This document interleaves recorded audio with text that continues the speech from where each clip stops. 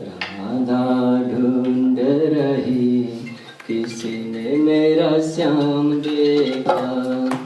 राधा ढूंढ रही किसी ने मेरा श्याम देखा। राधा ढूंढ रही किसी ने मेरा श्याम देखा। राधा ढूंढ रही किसी ने मेरा श्याम देखा। तेरा श्याम हमने वृंदावन में देखा। राधा तेरा श्याम हमने वृंदावन में देखा। तेरा श्याम हमने वृंदावन में देखा। राधा तेरा श्याम हमने वृंदावन में देखा। गाते हुए राधा तेरा श्याम देखा। रास रचाते हुए जो राधा तेरा श्याम देखा।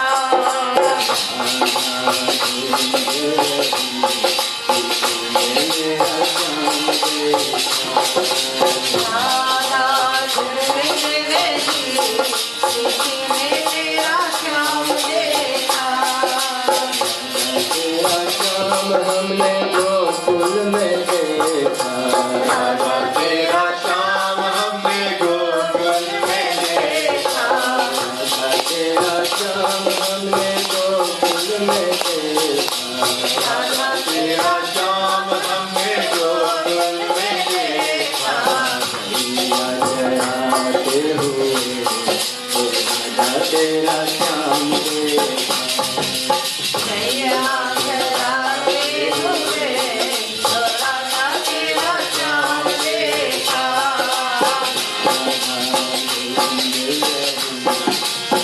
मेरा श्याम देखा। राधा ढूंढ रही किसी ने मेरा श्याम देखा। तेरा श्याम हमने बंसीवट में देखा। राधा तेरा श्याम हमने बंसीवट में देखा। राधा तेरा श्याम हमने बंसीवट में देखा। राधा तेरा श्याम हमने बंसीवट में देखा। बंसी बजाते हुए राधा तेरा श्याम देखा। बंसी बजाते हुए जो राधा तेरा श्याम देखा।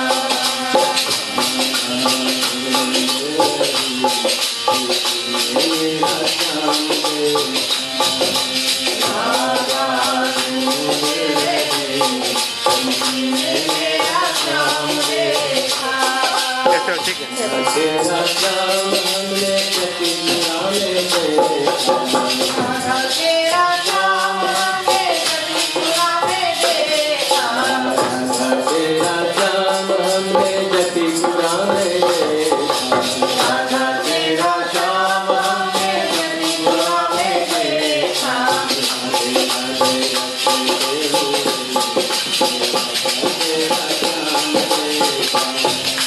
राधे राधे करते हुए राधा तेरा श्याम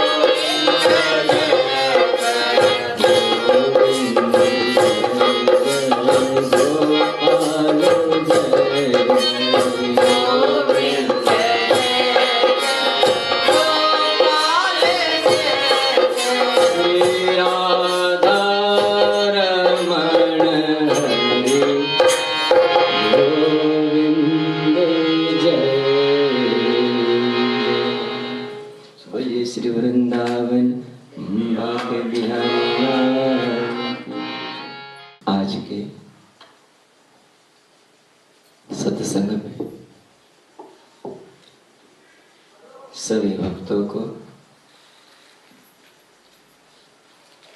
हिंदू सनातन धर्म की ओर से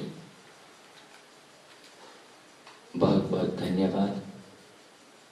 आप सभी का हृदय से स्वागत करते हैं।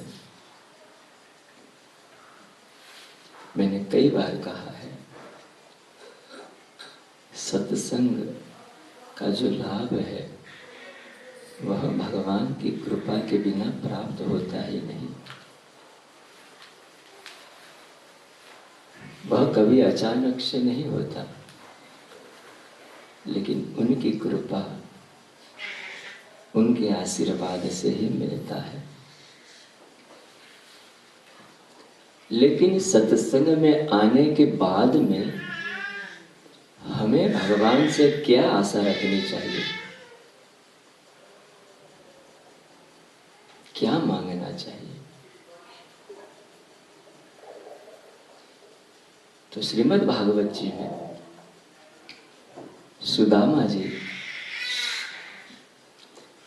द्वारकाधीश को मिलने जाते हैं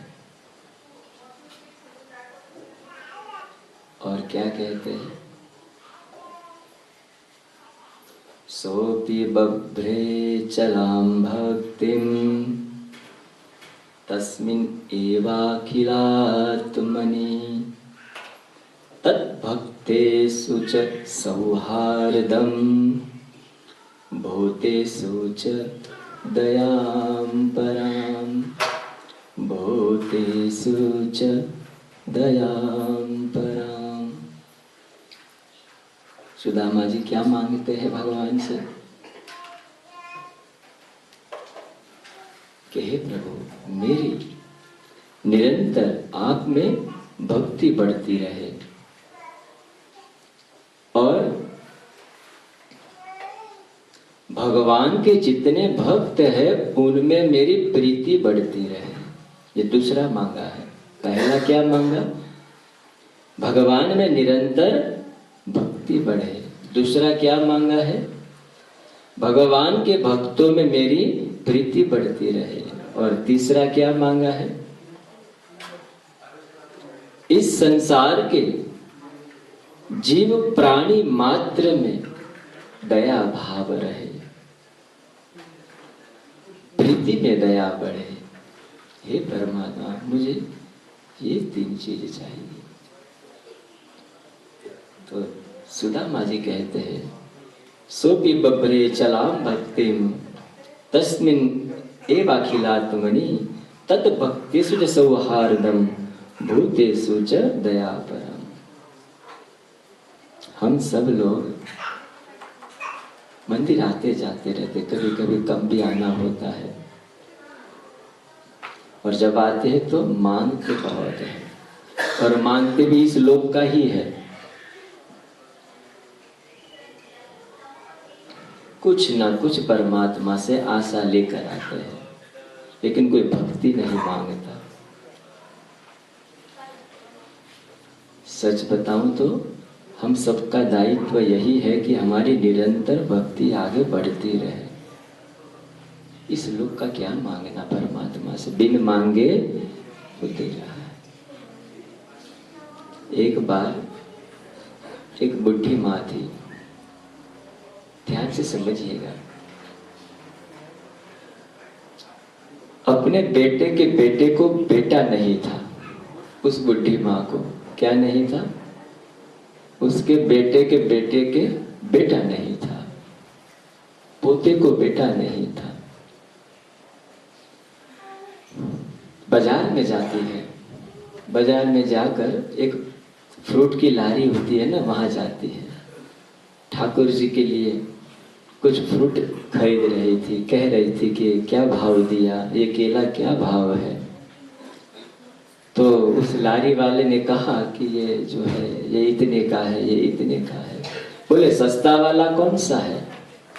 तो उसने धीरे से नीचे से टोकरी में से ना बहुत पतले हुए सूखे हुए केले थे, वो दिखाए। बोलिए 2 रुपए के डजन है। उस माँ ने कहा ठीक है।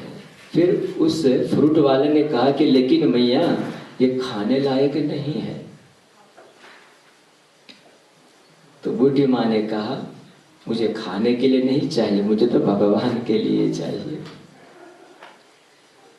तो यह बुढ़ी माँ जो है सूखे और पतले केले 2 रुपए के डजन वाले केले लेकर ठाकुर जी के दरबार में जाती है और भगवान को अर्पण करती है कि हे परमात्मा, मेरे बेटे के बेटे को बेटा दीजिए। तो कई दिनों तक ऐसे ही जो है यह बुढ़ी माँ ऐसे ही केले लेकर जाती थी मंदिर में और ठाकुर जी को अर्पण करती थी। आप और मैं जानते ही हैं, ठाकुर जी किसी को खाली हाथ नहीं लौटाते, सच बता रहा हूँ। देते जरूर है, वो मुझमन में आ जाते कभी प्रभु, लेकिन देते जरूर है। एक चीज बताऊं, जिसका जो स्वभाव है ना वो ही देगा। हमारा क्या स्वभाव है? केवल लेने का। आप ध्यान से देखना कभी। और परमात्मा का क्या स्वभाव है? देने का। मैं कई बार कहता हूं ना कि हमारे और परमात्मा में अंतर क्या है? केवल 2 चीजों का। एक त्याग और दूसरा संयम। We have no sacrifice, we have no patience. हमारे में त्याग नहीं है, ये त्याग की मूर्ति है जो केवल देना जानती है, लेना नहीं। और मनुष्य का स्वभाव क्या है? केवल लेना, देना नहीं। तो यहाँ पर भगवान देते हैं तथास्तु कर कर, ठीक है। भगवान की कृपा से उसके बेटे के बेटे के बेटे वहां बेटा हुआ। अब वो बेटा जो हुआ वो जन्म से कैसा था? बिल्कुल सूखा और पतला ही था। तो यह जो बूढ़ी माँ थी वो वापस मंदिर जाती है, ठाकुर जी को कहती है, प्रभु दे देकर ऐसा सूख लकड़ी, ऐसा पतला बेटा दिया, क्यों ऐसा? भगवान को रहा नहीं गया। भगवान वही प्रकट हो गए और कहने लगे कि माँ, जैसे आपके केले वैसा मेरा बेटा, जैसे आपके केले थे वैसा ये मेरा बेटा तुझे दिया है। कहने का तात्पर्य यह है, हम सब लोग कुछ ना कुछ इस लोक का मांगते रहते हैं, लेकिन सच बताओ, निष्काम भक्ति करना है हम सबको। जब निष्काम भक्ति शुरू हो जाएगी ना तो मांगने की आवश्यकता नहीं पड़ती। पांडव को कुछ मांगना नहीं पड़ा, भगवान ने बिल्कुल दे दिया। गोवालों को भी भगवान ने सब कुछ दिया, क्योंकि वो निष्काम भक्ति थी। तो इस संसार में 2 प्रकार की भक्ति बताई है, कि सकाम भक्ति और एक निष्काम भक्ति। जब मैं हनुमान जी की बात करता हूं तो हनुमान जी ने पूरा जीवन निष्काम भक्ति, पूरा जीवन निष्काम भक्ति उन्होंने सेवा किया है। कभी कुछ नहीं मांगा, सिर्फ और सिर्फ भाव केवल सेवा का रखा। जब हनुमान जी और राम जी लंका पर विजय प्राप्त करके वापस अयोध्या आए और जब राम जी गद्दी पर बैठे ना, तो सबसे पहले राम जी ने क्या किया? जिन्होंने राम जी को सहायता दी थी उन सबको कुछ ना कुछ भेंट देने लगे। सीधी सी बात है ना, हर कोई अपना जब काम करता है तो हमारा भी दायित्व बनता है कि हम उनका मान सम्मान करें, सत्कार करें। सबको कुछ न कुछ भेंट दिया राम जी ने। और जब हनुमान जी आए तब हनुमान जी ने, राम जी ने कुछ नहीं दिया, क्योंकि राम जी के पास हनुमान जी को देने के लिए कुछ था ही नहीं।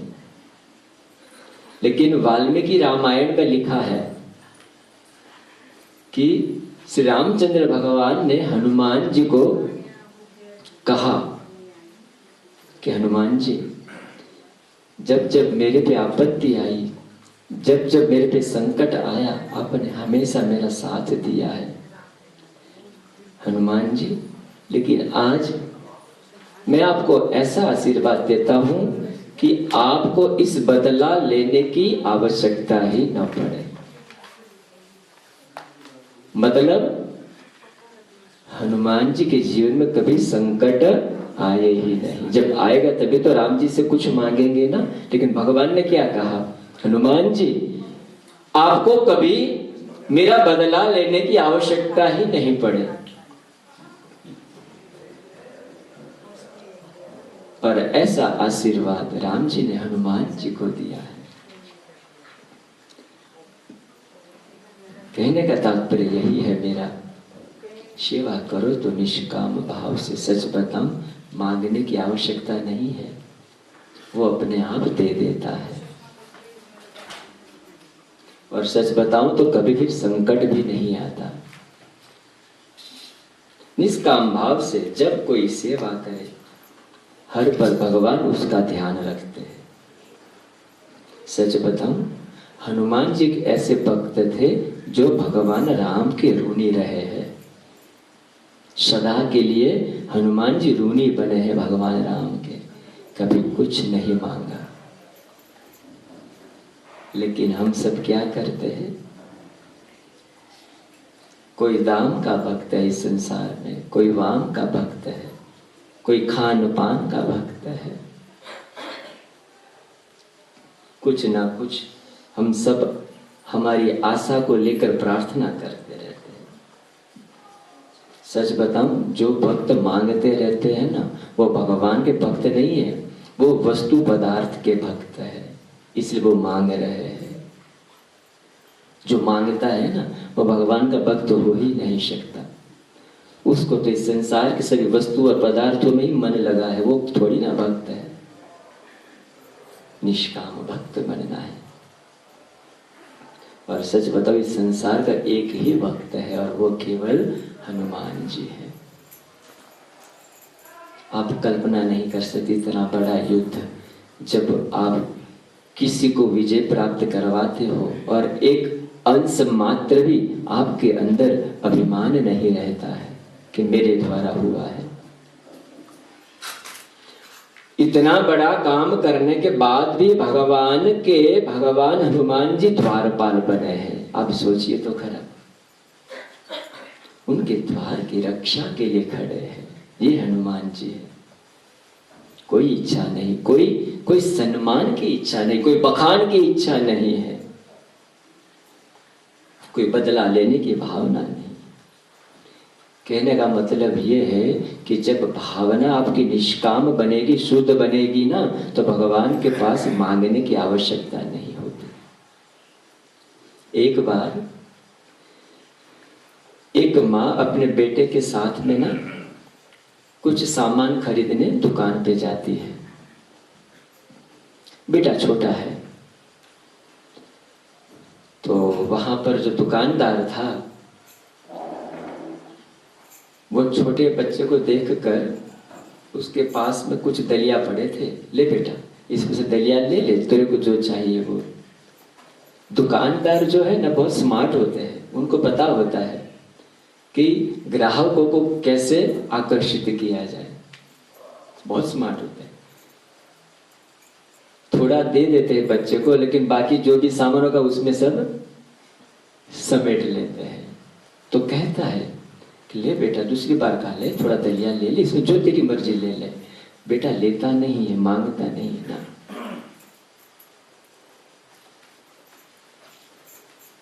फिर इस दुकानदार के मन में भाव जगा कि ग्राहक मेरे पास वापस आए, इस भाव से ने अपने आप खोलकर उसको हाथ में दलिया दे दिया। जब माँ और बेटे वापस जा रहे थे, तब माँ ने अपने बेटे को कहा, बेटे उस दुकानदार ने 2 बार तेरे को कहा था कि दलिया ले ले ले ले, तूने क्यों नहीं लिया? तो बेटे ने कहा कि माँ मैं लेता ना तो मेरे हाथ तो छोटा था, मुझे थोड़ा ही मिलता, लेकिन जब उसने दिया तो मेरे ये दोनों हाथ भर गए। कहने का तात्पर्य ये है, मांगोगे तो उतना ही देंगे परमात्मा, लेकिन नहीं मांगोगे ना तो जो आपकी आवश्यकता नहीं है, उससे भी ज्यादा आपके जीवन में आ जाता है। तो मैंने कई बार कहा है कि भगवान के भक्त बनना है तो निष्काम भाव से बनिए। मैंने कहा ना, भक्त भी कई कई प्रकार के होते हैं। तो भगवान से कुछ मांगना नहीं है, निष्काम भक्ति से आना है, सत्संग करना है। और मैंने कई बार कहा है कि जब जब परमात्मा के दरबार में एक एक पैर जब आता है तो एक एक यज्ञ का फल है, आप कल्पना नहीं कर सकते। जब आप इस धर्म के स्थान में बैठते हो ना, तो आपके अंदर सबसे पहला तो पाप नहीं होगा, पाप बाहर रहेगा, उसकी ताकत नहीं कि अंदर आए, क्योंकि यहाँ पर पूरा का पूरा कर्म हम परमात्मा के साथ करते हैं।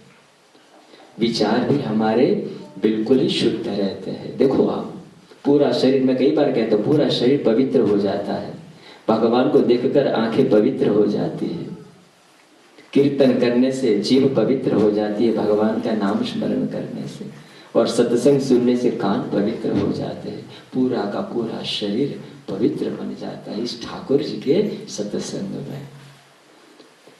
पर फल कब मिलता है? जब निष्काम भाव रखेंगे, भाव शुद्ध है। एक बार नारद जी, और मैंने कई बार कहा भी है कि संतों का जो जीवन है ना वो परोपकारी है, वो केवल और केवल समाज के कल्याण के लिए तीर्थाटन करते रहते, वो एक जगह कभी नहीं रुकते, वो जीव ही परोपकारी होता है, केवल और केवल समाज के लिए अपने आप को समर्पित करना।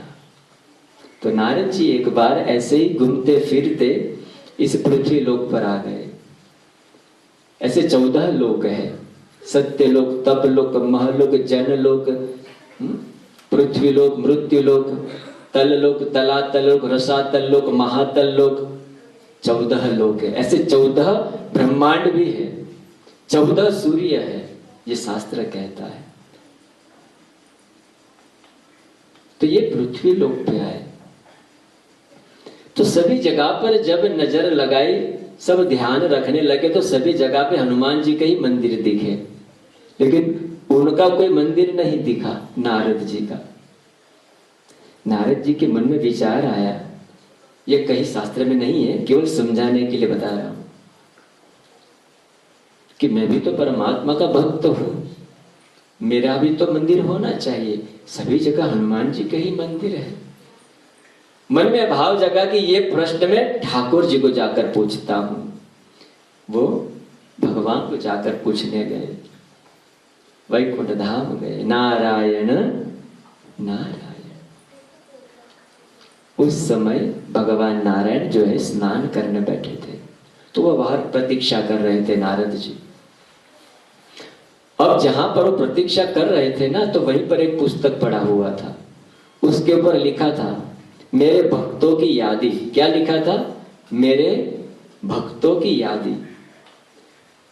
वो पुस्तक उन्होंने अपने हाथ में ले ली और खोलने लगे, तो पहला ही नाम जो था ना वो नारद जी का था। वो देखकर खुश हो गए कि चलो एटलीस्ट ठाकुर जी के हृदय में मैं भी हूं, मेरा भी नाम उनके दिल में है। खुश हो गए। फिर देखने लगे कि हनुमान जी का नाम कहां पर लिखा है।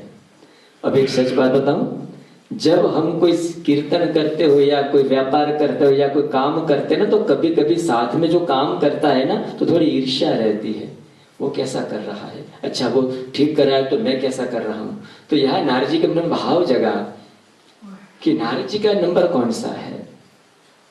पूरा जो नोट था वो देखने लगे, लेकिन हनुमान जी का नाम ही नहीं था अंदर। नारद जी को बहुत आश्चर्य हुआ कि हनुमान जी का नाम नहीं है, और ऐसे में भगवान स्नान करके वापस लौटे, और हनुमान जी के लिए जिज्ञासा जगी है नारद जी को। नारद जी ने भगवान से पूछा कि प्रभु, मैं मृत्यु लोक में गया, सभी जगह भगवान हनुमान जी के मंदिर थे, लेकिन मेरा कोई नहीं था। तो मुझे आपसे पूछना था कि मेरा मंदिर क्यों नहीं है। और जब मैंने ये आपका ये जो पुस्तक थी मैंने देखी, सभी भक्तों की लिस्ट थी, तो उसमें पहला ही नाम मेरा था। तो मुझे लगा कि आपके हृदय में मेरा तो नाम है, लेकिन प्रभु इसमें हनुमान जी का नाम नहीं था। तब भगवान ने कहा, नारद जी ये जनरल बुक है मेरी, स्पेशल बुक मेरी अलमारी में पड़ी हुई है। क्या कहते हैं? ये मेरा जनरल बुक है, स्पेशल बुक मेरी अलमारी में पड़ी है, मैं अभी आकर आपको दिखाता हूं। नारद जी बिल्कुल स्तब्ध हो गए। और जब ठाकुर जी अपनी स्पेशल बुक लेकर आते हैं और नारद जी को दिखाते हैं, और जब नारद जी खोलते हैं तो पहला ही नाम किसका था? हनुमान जी महाराज का। वापस जिज्ञासा जगी नारद जी को और प्रश्न करने लगे, प्रभु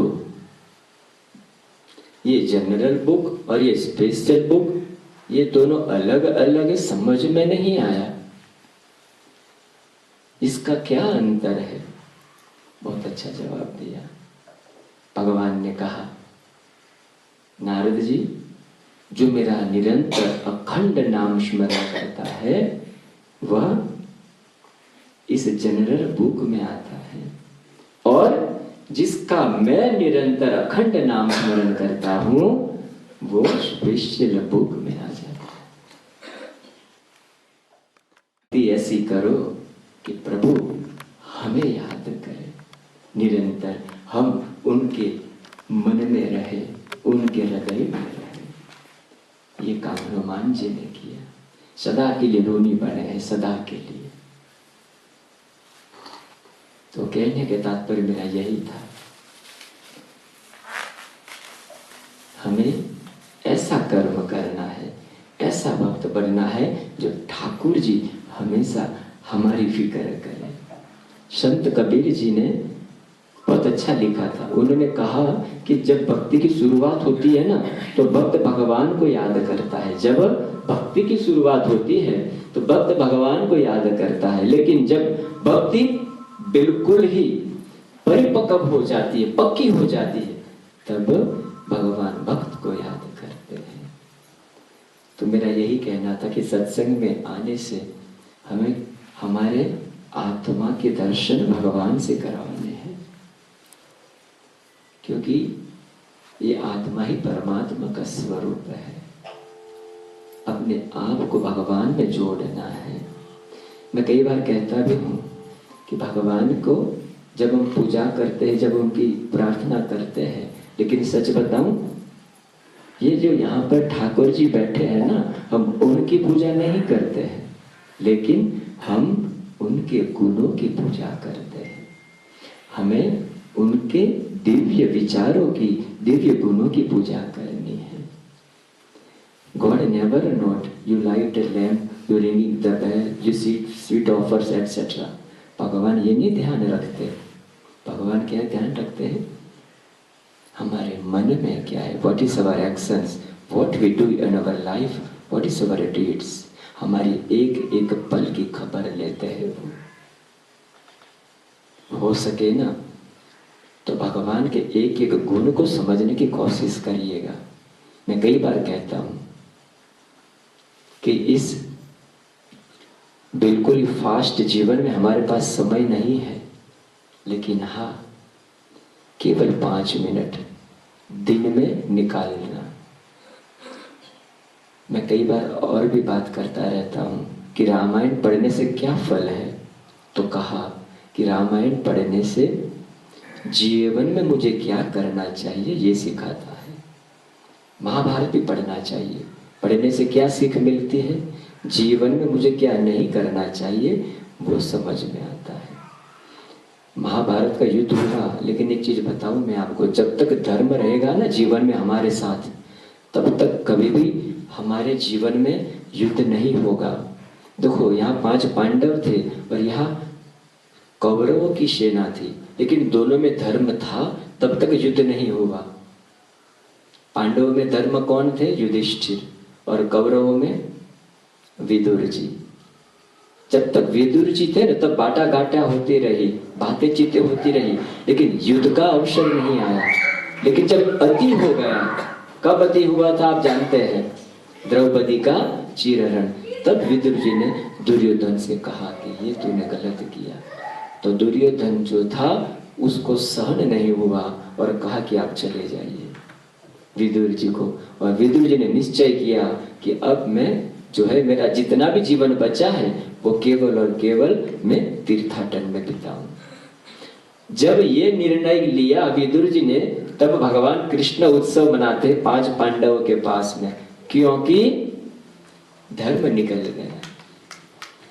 और भगवान चाहते थे कि ये युद्ध होना आवश्यक है, लेकिन जब तक धर्म होगा, विदुर जी होंगे, ये युद्ध नहीं होगा।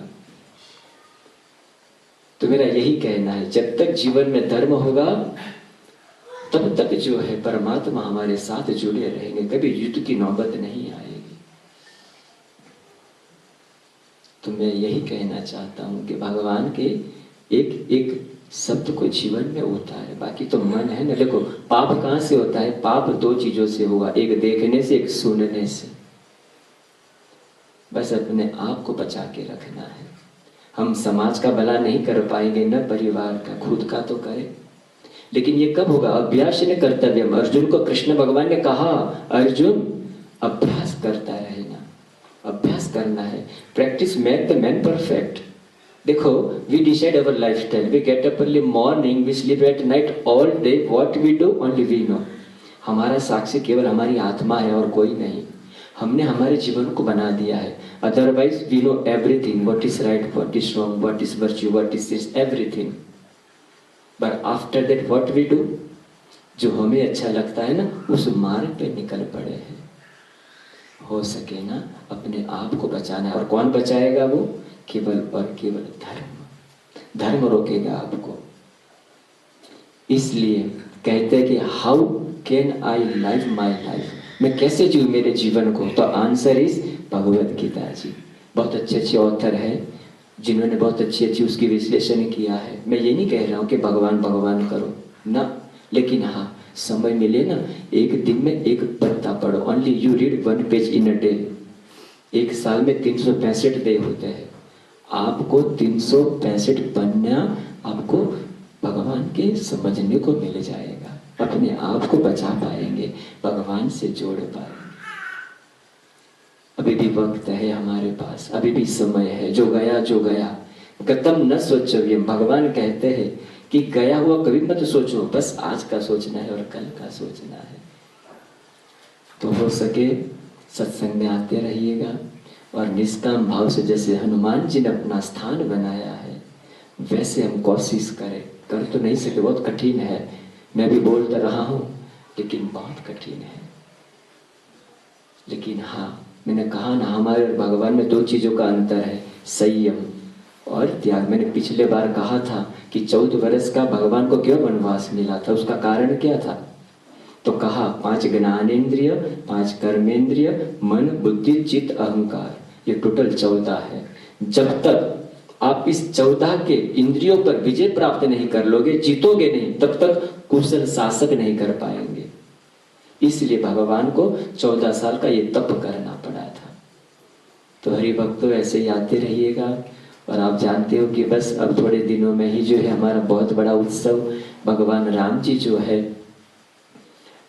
दीपावली के दिन अयोध्या वापस आए थे। पूरे नगर में बहुत धामधूम से उनके आने की बहुत बड़ी तैयारियां किया था। हर एक घर में, हर एक शेरी में, हर एक नगर में दीप प्रज्वलित किया था उनकी स्वागत के लिए। भक्तों, हमें हमारे हृदय में दीप को प्रगटाना है। कैसे प्रगटाएंगे?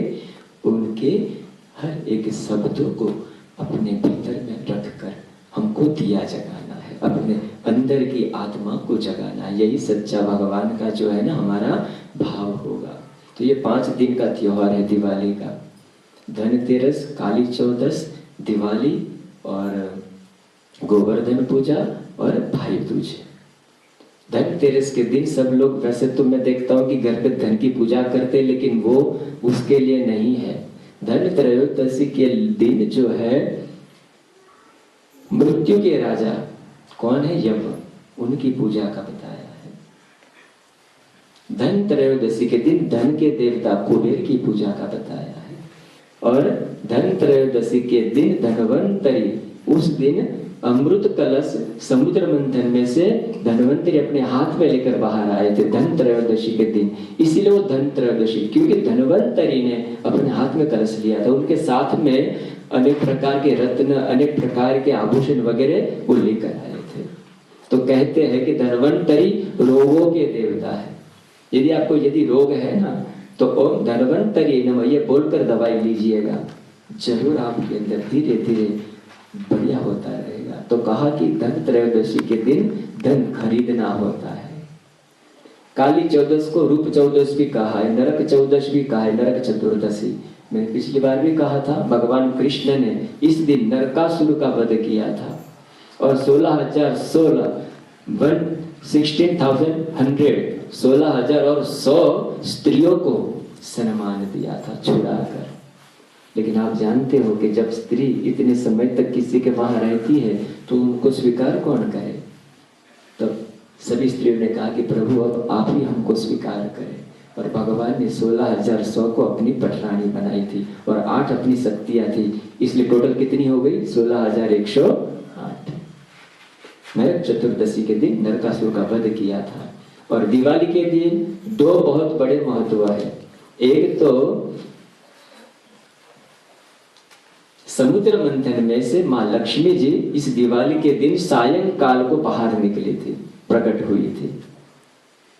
दिवाली का जो महत्व है, पहला है महालक्ष्मी जी का, उस दिन आए थे बाहर संध्या काल, प्रदोष काल में। इसलिए कहते हैं कि दीपावली जब 2 होती है ना, तो कौन सी मनानी चाहिए। भी बहुत यहाँ पे तर्क वितर्क हो रहे थे, तो कहा कि जो प्रदोष काल युक्त दिवाली है उसको मनाना। तो ये 31 को है, हम सबको 31 को मनाना है। और ये अभी अप्रूव भी हो गया, हमारे भारत में भी काशी की यूनिवर्सिटी में भी इसकी चर्चा हो रही थी। मत मतांतर तो होते रहते हैं, लेकिन यही सच्चाई है। और दूसरा, आप सब जानते हो, भगवान राम जी इस दीपावली के दिन जो है अयोध्या में वापस आए थे। फिर अन्नकूट, दूसरे दिन जो है गोवर्धन पूजा। भगवान श्री कृष्ण ने इंद्र के गर्भ को दूर करने के लिए और गोकुल को बचाने के लिए, गोवर्धन की रक्षा के लिए निरंतर 7 दिन तक अपनी इस लास्ट वाली फिंगर को ऐसे रखकर सभी की रक्षा किया था। लेकिन देखो यहाँ पर भी देखो, भगवान के अंदर आप मैं समझ नहीं सकते कितना शुद्ध आत्मा होगी। वो क्या कहते हैं, गोपाल जी, गोपाल साहब आइए आइए, सब अपनी लकड़ी लेकर आ जाइए और अपनी लकड़ियों को जो है ना ऐसे रखो, जिससे जो है ना गोवर्धन ऐसे टिका रहेगा। कहते परमात्मा है, लेकिन नाम सबका दे रहे हैं। तो ये परमात्मा के अंदर था। 7 दिन तक बिना भूखे प्यासे उन्होंने सबकी रक्षा किया और इसीलिए इस दिन गोवर्धन की पूजा बताया। और मैंने पिछली बार भी कहा था कि 56 भोग क्यों लगते हैं परमात्मा को, तो कहा कि निरंतर 7 दिन तक परमात्मा भूखे थे और एक दिन में 8 प्रहर होते हैं, 4 दिन के और 4 रात्रि के। तो 8 गुना 7 करो, कितना हुआ। इसीलिए भगवान को, और किस चीज की आइटम में 56 भोग में क्या क्या नाम बताया है वो मैं बताऊंगा आपको। समय नहीं है, बहुत समय रखना भी नहीं चाहिए, क्योंकि मन है ना बहुत कम है हमारा, छोटा सा 10 मिनट बहुत हो जाता है, फिर ओवर हो जाता है, तो इतना काफी रहता है। लेकिन किस पदार्थों का बताया 56 भोग में नाम, वो भी बताया है। तो नए साल में गोवर्धन पूजा अन्नकूट है। आपको भी मैं आमंत्रित करता हूँ कि जरूर दिवाली का जो महोत्सव है 2 तारीख को तो मनाएंगे, तो उस दिन हम अन्नकूट करेंगे ठाकुर जी के लिए और 56 भोग भी रखेंगे। तो आप भी कुछ न कुछ लेकर आइएगा।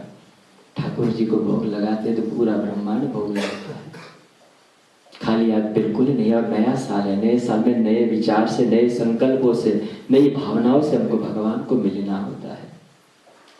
तो अन्नकूट होता है नए साल में, गोवर्धन पूजा है और उसके बाद यम द्वितीया भाई दूज का त्योहार होता है। देखो रक्षाबंधन के दिन जो है ना, बहन भाई के घर जाती है राखी बांधने, लेकिन भाई दूज के दिन भाई जो है बहन के घर जाते हैं उसकी रक्षा के लिए।